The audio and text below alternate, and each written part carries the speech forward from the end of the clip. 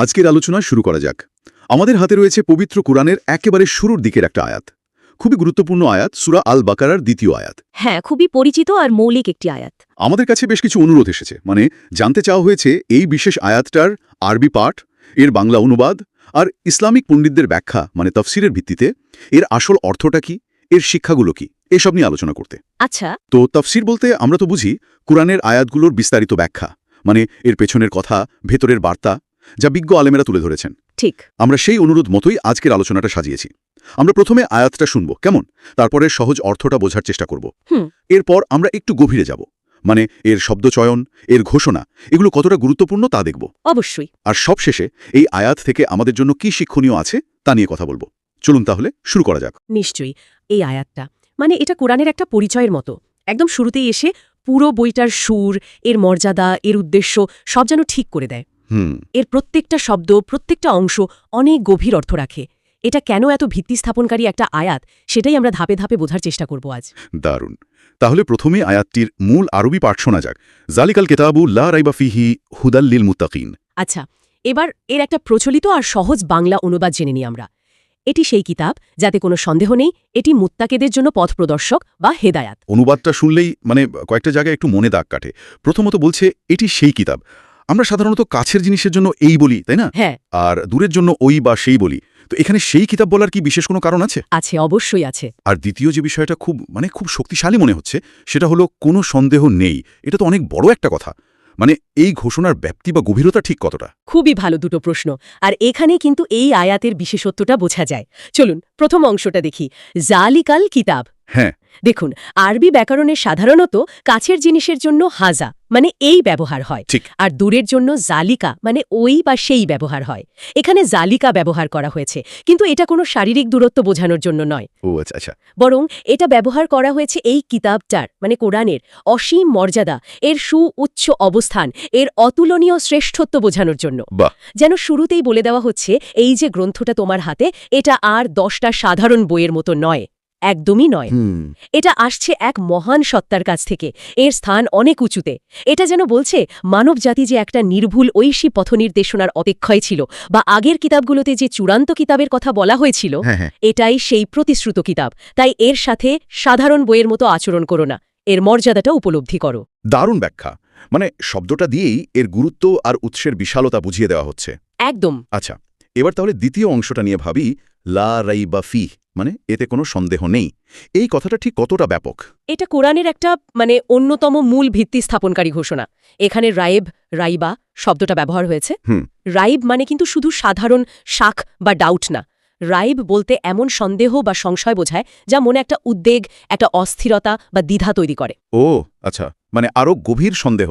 হ্যাঁ, যা মনকে অশান্ত করে তোলে। তো আয়াতটা বলছে এই কিতাবের ভেতরে এমন কিছুই নেই যা কোনো রকমের সন্দেহ, সংশয়, অসামঞ্জস্য বা উদ্বেগে জন্ম দিতে পারে। আচ্ছা। এর মানে কি? এর মানে হলো এই কিতাব কোথা থেকে এসেছে, এর উৎস মানে আল্লাহ, তা নিয়ে কোনো সন্দেহ নেই। এর ভেতরে যা যা বলা হয়েছে, যেমন আল্লাহর একত্ববাদ, পরকাল, ফেরেশতা, এসব বিষয়ে কোনো সন্দেহ নেই, এগুলো সব সত্যি। এর যে বিধান বা নিয়ম কানুন আছে, হালাল হারাম, আদেশ নিষেধ, এগুলো নিয়েও সন্দেহর সুযোগ নেই। এগুলো মানুষের জন্য ভালো, ন্যায্য। এতে যে পুরনো দিনের ঘটনা বলা হয়েছে মানে ঐতিহাসিক বর্ণনা, সেগুলোও একদম ঠিকঠাক, নির্ভুল। আর এতে যে ভবিষ্যৎবাণীগুলো করা হয়েছে সেগুলোও সন্দেহাতীত, মানে সত্য প্রমাণিত হবে। তার মানে সব দিক থেকে? হ্যাঁ, সব দিক থেকে এটা 100% নির্ভুল, সত্য আর নিখুঁত। এটা তো কোনো মানুষের লেখা না যে এতে ভুল থাকবে, দুর্বলতা বা পরস্পর বিরোধী কথা থাকবে। ঠিক। যা কিছু এতে বলা হয়েছে তা ফাইনাল ট্রুথ, একদম নিশ্চিত। এই ঘোষণাটা পাঠককে শুরুতেই একটা শক্ত মানসিক ভিত্তি দেয় যে তুমি যা পড়তে যাচ্ছ তা খাঁটি, নির্ভরযোগ্য, কোনো সন্দেহের অবকাশ নেই। কিন্তু এখানে একটা বাস্তব প্রশ্ন চলে আসে, তাই না? যদি কিতাবটাতে সত্যি কোনো সন্দেহ না থাকে, তাহলে পৃথিবীর এত এত মানুষ কেন এটা নিয়ে সংশয় প্রকাশ করে বা সন্দেহ করে? অনেকে তো গ্রহণও করে না। এই সন্দেহমুক্ত দাবির সাথে এই বাস্তবতার মিলটা কোথায় তাহলে? ভেতরের কোয়ালিটি। আচ্ছা। অর্থাৎ এই কিতাবটা তার নিজের সত্তায় সন্দেহমুক্ত, এর মধ্যে কোনো ভুল বা অসঙ্গতি নেই যা দিয়ে একে সন্দেহ করার মতো কোনো বস্তুনিষ্ঠ কারণ খুঁজে পাওয়া যাবে। ওকে। মানুষের যে সন্দেহ বা প্রত্যাখ্যান, তার কারণ কিন্তু কিতাবের ভেতরের কোনো খুঁত নয়, কারণগুলো বাইরের, মানে ব্যক্তির নিজের অবস্থার সাথে জড়িত।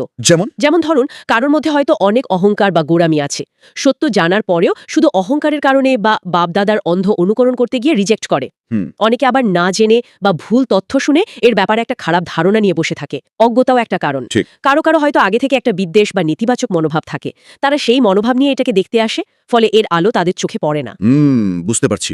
আবার ধরুন যারা পাপে ডুবে আছে তারা অনেক সময় সত্য মানতে চায় না কারণ মানতে গেলেই তো জীবনটাকে বদলাতে হবে আর একটা বড় কারণ হলো আন্তরিকতার অভাব যারা আসলেই সত্য জানতে চায় না শুধু তর্ক করার জন্য বা সমালোচনা করার জন্য পড়ে তারা তো এর হেদায়েত পাবে না তাহলে ব্যাপারটা দাঁড়াচ্ছে যে কিতাব নিজের সন্দেহমুক্ত কিন্তু সবাই যে একে সন্দেহমুক্তভাবে নেবে তা নয়। একদম অনেকটা এরকম যে সূর্য আলো দিচ্ছে এটা তো সত্যি কিন্তু একজন অন্ধ যদি সেই আলো দেখতে না পায় দোষটা তো সূর্যের নয় তাই না হ্যাঁ, তা তো বটেই। দোষটা তার নিজের দৃষ্টিহীনতার তেমনি কোরআন তার নিজের জায়গায় সন্দেহ আতীত সত্য হেদায়াত কিন্তু এটা গ্রহণ করার জন্য ব্যক্তির নিজের অন্তরকে প্রস্তুত করতে হয় খুলতে হয় এই ব্যাখ্যাটা বিষয়টাকে অনেক পরিষ্কার করে দিল।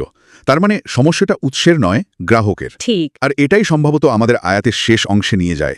হুদাল্লিল মুত্তাকিন, হুদাল্লিল মুত্তাকিন, মুত্তাকিদের জন্য হেদায়েত। এখানে নির্দিষ্ট করে মুত্তাকিন বলার কারণ তাহলে এটাই। একদম ঠিক ধরেছেন এই অংশটা আগের দুটো কথার মানে ঘোষণার একটা যৌক্তিক ফলাফল আচ্ছা, যদিও কোরআন অন্য জায়গায় যেমন সূরা বাকারার ১৮৫ নং আয়াতে বলেছে হুদান লেন নাস মানে মানুষের জন্য হেদায়াত অর্থাৎ নীতিগতভাবে এটা সবার জন্য হ্যাঁ শুনেছি। কিন্তু এখানে বিশেষভাবে মুত্তাকিনদের কথা বলা হলো কেননা বাস্তবে তারাই এই হেদায়েত থেকে উপকার পান তারাই এটাকে গ্রহণ করে ঠিক পথটা খুঁজে পান এখন প্রশ্ন হলো, কারাই মুত্তাকিন? হ্যাঁ মুত্তাকিন শব্দটা এসেছে তাকওয়া থেকে তাকওয়ার সহজ অর্থ আমরা বলি আল্লাহ ভীতি কিন্তু এর অর্থটা আরও অনেক ব্যাপক কিরকম? তাকওয়া মানে হলো আল্লাহর সম্পর্কে সবসময় সচেতন থাকা মানে গড কনসিয়াসনেস মনে রাখা যে আল্লাহ দেখছেন আত্মসংযম আর সতর্কতা মানে আল্লাহর আদেশ মানা আর যা নিষেধ করেছেন তা থেকে বেঁচে থাকার একটা সচেতন চেষ্টা করা অন্যায় পাপ কাজ থেকে নিজেকে বাঁচানো দায়িত্ববোধ মানে আল্লাহর প্রতি তার সৃষ্টির প্রতি নিজের দায়িত্ব সম্পর্কে জানা এবং সচেতন থাকা আর একটা খুব জরুরি বিষয় হল সত্যকে গ্রহণ করার মানসিকতা নিজের ভুল বুঝতে পারলে সেটা স্বীকার করা আর সত্য যেখানেই পাওয়া যাক তা মেনে নেওয়ার জন্য প্রস্তুত থাকা আচ্ছা, সহজ কথায় বললে মুত্তাকিরা হলেন তারা যাদের মনে আল্লাহর প্রতি শ্রদ্ধা আছে ভালোবাসা আছে যারা সত্যকে জানতে ও মানতে মনে প্রাণে আগ্রহী আর যারা নিজেদের জীবনটাকে আল্লাহর খুশি অনুযায়ী চালাতে চান তাহলে বিষয়টা অনেকটা এরকম দাঁড়াচ্ছে যে কুরআন যেন একটা আলো বা টর্চ লাইট যা পথ দেখানোর জন্য রেডি। হ্যাঁ কিন্তু সেই আলোতে পথ দেখতে হলে বা সেই আলো থেকে লাভ পেতে হলে দর্শকের চোখে দেখার ক্ষমতা থাকতে হবে আর আলোটা গ্রহণ করার ইচ্ছাও থাকতে হবে। তাকওয়া কি সেই ক্ষমতা বা ইচ্ছার মতো? খুব সুন্দর উপমা দিয়েছেন হ্যাঁ তাকওয়াকে সেই যোগ্যতা বা মানসিক প্রস্তুতি বলা যেতে পারে অনেকটা একটা ফিল্টার বা রিসিভারের মতো। রিসিভার? ধরুন রেডিও স্টেশন থেকে গান বা খবর প্রচার হচ্ছে এটা তো সবার জন্য কিন্তু যার কাছে একটা ভালো চালু রেডিও আছে আর যে সেটাকে ঠিক ফ্রিকোয়েন্সিতে লাগিয়েছে সেই তো অনুষ্ঠানটা শুনতে পাবে তাই না? ঠিক। কোরআন হলো সেই সার্বজনীন ঐশী বার্তা আর তাকওয়া হলো সেই রিসিভার যা এই হেদায়েতের সিগন্যালটা ঠিকঠাক ধরতে পারে এবং জীবনে কাজে লাগাতে সাহায্য করে। বাহ। যার অন্তরে তাকওয়া নেই বা ধরুন যে তার মনটাকে অহংকার হিংসা বা পাপ দিয়ে বন্ধ করে রেখেছে তার কাছে কোরআনের কথা পৌঁছালেও সেটা কোনো প্রভাব ফেলে না যেমন বন্ধ চোখে তো সূর্যের আলো পড়ে না। ঠিক। আর এখানে আরও একটা গভীর ব্যাপার আছে শুধু তাকওয়া থাকলেই যে কুরআন বোঝা যাবে তা নয় বরং কুরআন পাঠ করা এর উপর চিন্তা ভাবনা করা এটাই কিন্তু তাকওয়া তৈরিতে সাহায্য করে। ও আচ্ছা, মানে এটা একমুখী নয়। না না আবার দেখুন অন্তরে যত তাকওয়া বাড়ে কুরআন থেকে হেদায়েত পাওয়া বা এর গভীরতা বোঝাটাও তত সহজ হয়ে যায়। এটা একটা মানে পারস্পরিক প্রক্রিয়া একটা সুন্দর চক্রের মতো। ইন্টারেস্টিং। যে ব্যক্তি যত বিনয় আন্তরিকতা নিয়ে কোরআন পড়বে আল্লাহর কথা বোঝার চেষ্টা করবে তার মনে আল্লাহর ভয় আর ভালোবাসা তত বাড়বে মানে তার তাকওয়া বাড়বে আর যার তাকওয়া যত বাড়বে সে কোরআনের নির্দেশনা তত ভালোভাবে গ্রহণ করতে পারবে মানতে পারবে। ব্যাপারটা আসলেই খুব গভীর আর ব্যক্তিগত উপলব্ধির বিষয় মনে হচ্ছে। তার মানে এটা শুধু একটা বই পড়ার মতো নয় বরং পাঠকের নিজের মনের অবস্থা তার উদ্দেশ্য তার প্রস্তুতি এগুলোর উপরের প্রভাবটা নির্ভর করছে। একদম। এটা শুধু তথ্য জানা নয়, এটা একটা রূপান্তরের বিষয়ও। ঠিক তাই কুরআন তো এসেছে শুধু কিছু ইনফরমেশন দিতে নয় বরং মানুষের চিন্তা চরিত্র জীবন ব্যবস্থা এগুলোকে পরিশুদ্ধ করে একটা ভালো জীবনের দিকে নিয়ে যেতে। আর এই পরিবর্তনটা তখনই সম্ভব যখন মানুষ বিনয় সত্য জানার ইচ্ছা আর আল্লাহর প্রতি ভয় ও ভালোবাসা নিয়ে এর কাছে আসে। যারা শুধু নিজের জ্ঞান দেখানোর জন্য বা অন্যের ভুল ধরার জন্য বা নিজের মতকেই ঠিক প্রমাণ করার জন্য কোরআন পড়ে তারা এর আসল প্রাণ বা হেদায়েত থেকে দূরেই থেকে যায়। আচ্ছা, মুত্তাকি হলেন তারা যারা নিজেদেরকে ভালো করতে চান ভুল করলে শুধরে নিতে রাজি থাকেন যারা সত্যকে জীবনের সব ক্ষেত্রে ধারণ করতে চান তাদের জন্যই কোরআন হল জ্ঞান প্রজ্ঞা আর আলোর এক অফুরন্ত উৎস। এতক্ষণের এই বিস্তারিত আলোচনার পর যদি আমরা এই একটা আয়াত থেকে মূল শিক্ষাগুলো একটু গুছিয়ে বলতে চাই তাহলে কি কি বিষয় আসবে?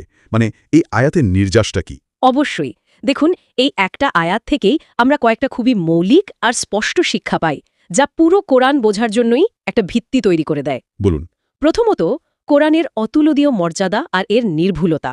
এটা কোনো সাধারণ মানুষের লেখা বই নয়, বরং স্বয়ং সৃষ্টিকর্তা আল্লাহর কাছ থেকে আসা এক মহান এবং সন্দেহমুক্ত কিতাব। হ্যাঁ। জালিকাল কিতাব লা রাইবা ফিহি, এই কথাগুলো এটাই বলে।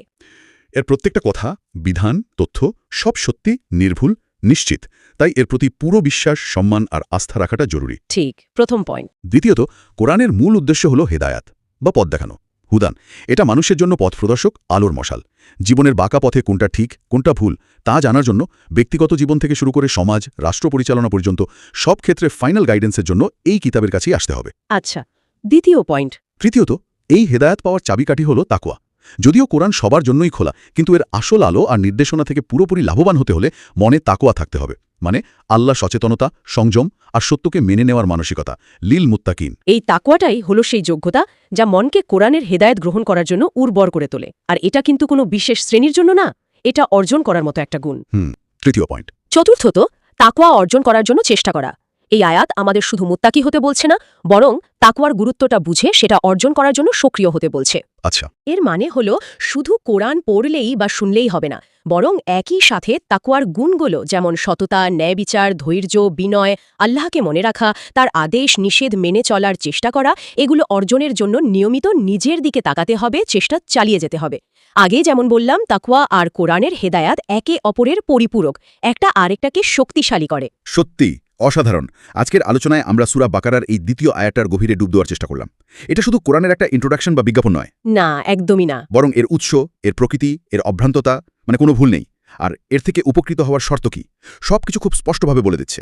এই একটা আয়াত দিয়ে যেন পুরো কোরআনের ভিত্তি আর এর সাথে পাঠকের সম্পর্ক কেমন হওয়া উচিত তার একটা রূপরেখা দেওয়া হয়েছে। হ্যাঁ, ঠিক বলেছেন। আলোচনা শেষ করার আগে একটা চিন্তার খোরাক রেখে যেতে চাই সবার জন্য। অবশ্যই। পথপ্রদর্শক। এখন আমাদের প্রত্যেকের নিজের জন্য প্রশ্ন হলো, আমি কিভাবে নিজেকে সেই মুত্তাকিদের দলে অন্তর্ভুক্ত করতে পারি? আমার নিজের জীবনে তাকওয়ার ছাপ কতটা পড়ছে? আমি কি শুধু কোরআন পড়ছি, নাকি এর আলোয় নিজের মনকে আলোকিত করার চেষ্টা করছি? তাকওয়ার গুণগুলো যেমন আল্লাহকে সবসময় মনে রাখা, অন্যায় থেকে দূরে থাকা, সত্যকে বিনা দ্বিধায় মেনে নেওয়া, এগুলোকে নিজের মধ্যে বাড়ানোর জন্য কি আমি সচেতনভাবে চেষ্টা করছি? খুবই গুরুত্বপূর্ণ প্রশ্ন। কিভাবে এই সন্দেহমুক্ত কিতাবের হেদায়েত আমার জীবনের প্রতিটি দিকে, আমার চিন্তা চেতনায়, আমার কাজে কর্মে পুরোপুরি ফুটে উঠতে পারে? এটা তো একদিনে উত্তর পাওয়ার বিষয় নয়, তাই না? একদমই না। বরং এটা একটা জীবনব্যাপী ব্যক্তিগত যাত্রা, একটা চলমান চেষ্টা। এই প্রশ্নগুলো নিয়ে সবসময় ভাবা আর নিজের উন্নতির চেষ্টা করে যাওয়া, এটাই হয়তো এই আয়াত থেকে পাওয়া সবচেয়ে বড় শিক্ষা। কোরআন পড়ার সাথে সাথে নিজের পর্যালোচনা আর নিজেকে শুদ্ধ করার এই চেষ্টাটা যেন চলতে থাকে।